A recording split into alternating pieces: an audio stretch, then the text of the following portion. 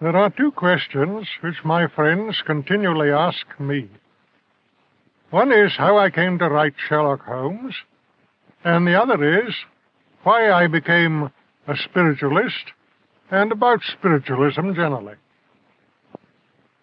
With regard to Sherlock Holmes, I was, when I wrote it, a young doctor, and had been educated in a very severe and critical medical school of thought, especially coming under the influence of Dr. Bell of Edinburgh, who had most remarkable powers of observation.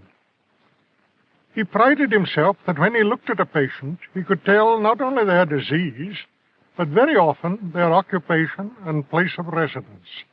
Reading some detective stories, I was struck by the fact that their results were obtained in nearly every case by chance. I except, of course, Edgar Allan Poe's splendid stories, which, though only 3 in number, are a model for all time.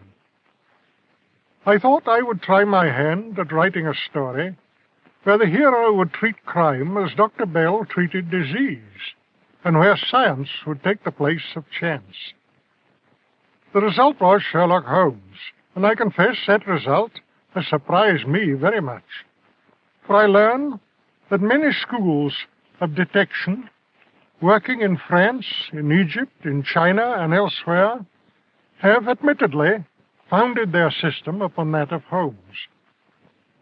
To many, he seems to be a real person, and I have had numerous letters from time to time addressed to him from all parts of the world, and the most quaint requests, including what was virtually an offer of marriage.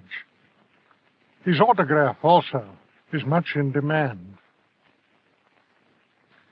Now, as to the more serious subject. The result of my medical education in the days of Huxley and Haeckel was to make me agnostic in matters of religion, and certainly I had no belief that we survived death.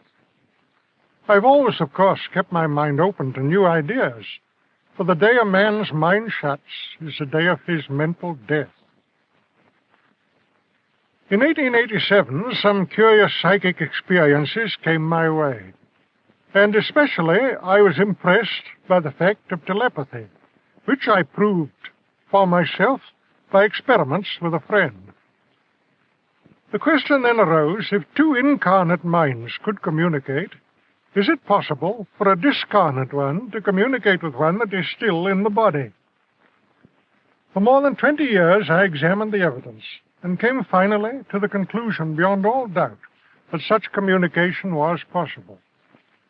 I could give hundreds of illustrations to prove my point, but I can only refer you to the literature of the subject.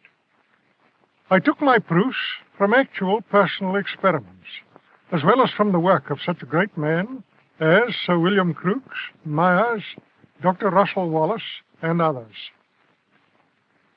The full importance of the matter did not come home to me until the war, when all the world was asking, where are our dead boys?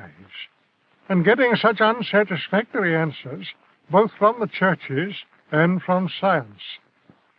Then it was that my wife and I felt that our knowledge on the subject was of enormous importance, and that we could answer this universal question.